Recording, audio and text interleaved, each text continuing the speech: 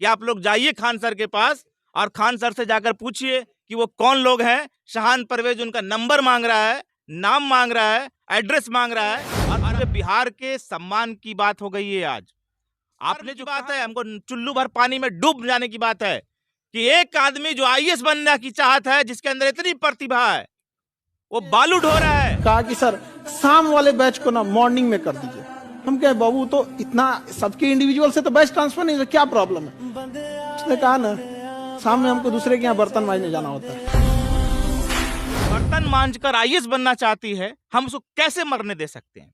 हम उसको इच्छाओं को कैसे दफन होने दे सकते हैं?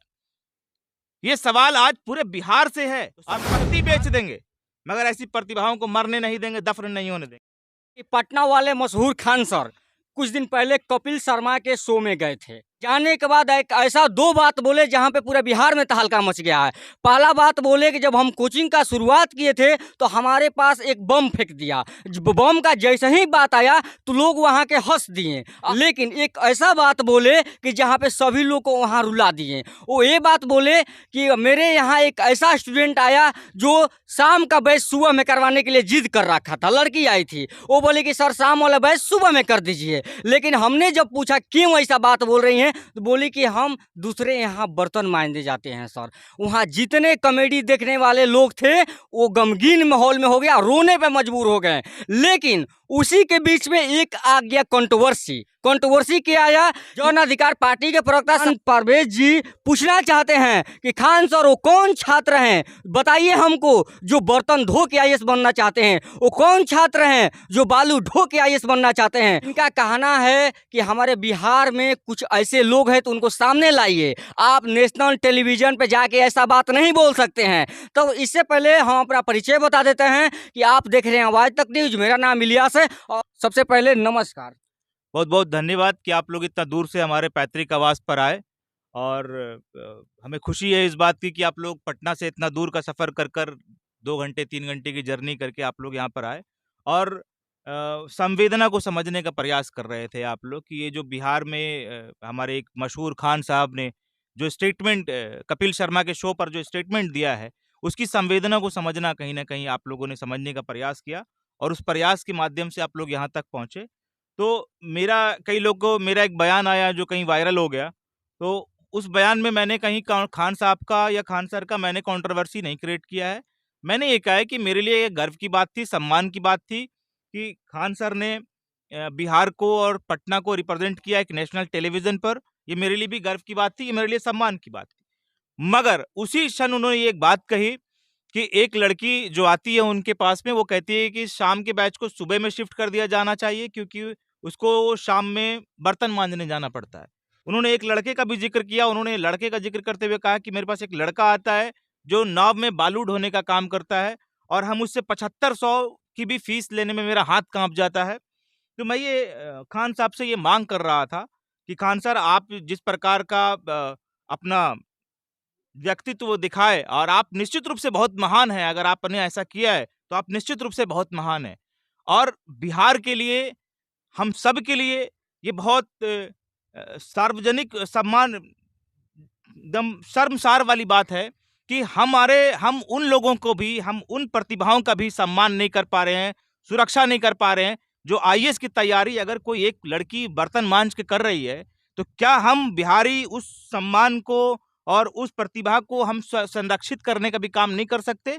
तो हमने ये कहा है कि खान सर, आप हमें बताइए कि वो कौन लोग हैं और उसका एड्रेस दीजिए और पता दीजिए और उसका नंबर दीजिए। हम अपने व्यक्तिगत रूप से, हमारी पार्टी जन अधिकार पार्टी, हमारे नेता पप्पू यादव जी, उस व्यक्ति को और उस लड़के को और उस लड़की को आजीवन जितना खर्च होगा पढ़ाई में हम वो देंगे। और मैं ये बात ऑन रिकॉर्ड, ऑन कैमरा कह रहा हूं, अगर हमने कहीं भी इससे पीछे हटा, अगर मेरी बात तो आपको कहीं लगी कि नहीं मैंने गलत बोला है, तो मैंने ये भी कहा कि खान सर, आपका जूता और हमारा सर और जगह डाक बंगला चौराहा पर।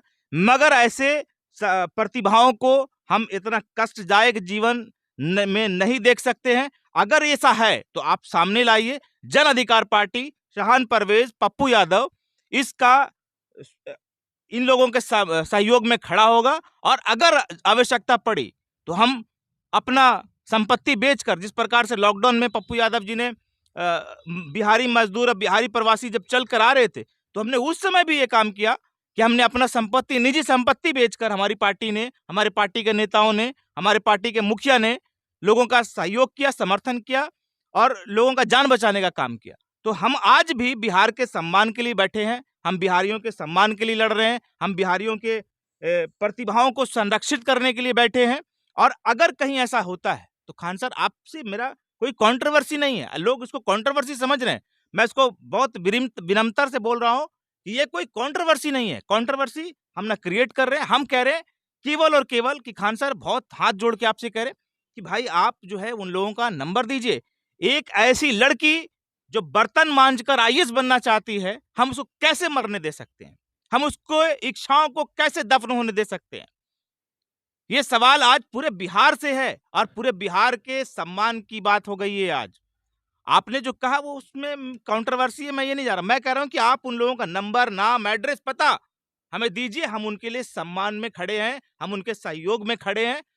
और ये कोई कथनी नहीं कर रहे हैं, मैं ऑन कैमरा, ऑन रिकॉर्ड कह रहा हूं कि अगर आवश्यकता पड़ी ऐसे प्रतिभाओं को बचाने के लिए, बिहार के ऐसे प्रतिभाओं को संरक्षित करने के लिए, तो संपत्ति बेच देंगे, मगर ऐसी प्रतिभाओं को मरने नहीं देंगे, दफन नहीं होने देंगे। बहुत बढ़िया बात। इन्होंने कहा कि मैं संपत्ति बेच दूंगा, लेकिन ऐसे ऐसे लोगों को मैं आगे बढ़ाऊंगा। लेकिन इससे पहले मैं बता देता हूं कि खान सर वो हैसियत के नाम है जहां बिहार में पढ़ने का जिसका औकात नहीं है, 200 से 150 रुपया का फी में उन लोगों को आगे बढ़ाने का काम किए, आगे ले जाने का काम किए। खान सर के जब कोई नाम पूछता है तो खान सर बताते हैं कि मेरा नाम में क्या रखा है, आप अपना नाम रोशन कीजिए पढ़ के, अपना देश का नाम रोशन कीजिए पढ़ के। लेकिन एक सर, आपका भी बात से मैं सहमत हूं, आपने कहा कि ये नेशनल टीवी पे आके बोलना उचित नहीं था, लेकिन सर ने बोला। लेकिन कहीं ना कहीं आपके बातों और बातों से विवादों के घेरे में आप आ गए हैं।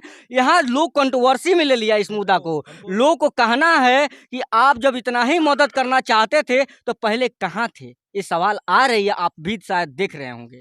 नहीं, मैंने कहा कि आप हमको पूछ रहे हैं कि हम ये मदद करना चाह रहे हैं, तो हम पहले कहाँ थे? क्या ये बात आपको पहले से पता है कि बिहार में ऐसी कितनी लड़कियां हैं जो बर्तन मांझ के आईएएस बनना चाह रही हैं और आईएएस का क्लास कर रही हैं? आपके पास आंकड़ा है? हमसे गलती हो गई, मैं मानता हूं कि हम उन लोगों तक नहीं पहुंच पाए, हमारी पार्टी उन लोगों तक नहीं पहुंच पाई। अथक प्रयास करने के बाद, हम लगातार लोगों के बीच में रहने के बाद भी हमारे नजर से ये लोग बचे रह गए।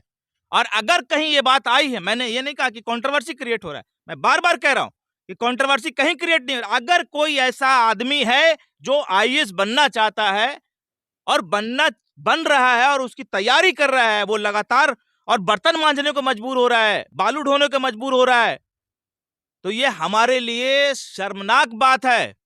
और मैं व्यक्तिगत रूप से ये कह रहा हूं कि अपनी संपत्ति बेचकर अगर वैसे लोगों की मदद करेंगे तो इसमें कंट्रोवर्सी कहां लगता है? अगर वो सच्चाई है तो ये हमारे लिए भी शर्म की बात है और आपके लिए भी शर्म की बात है और पूरे बिहारियों के लिए शर्म की बात है, पूरे देश के लिए शर्म की बात है।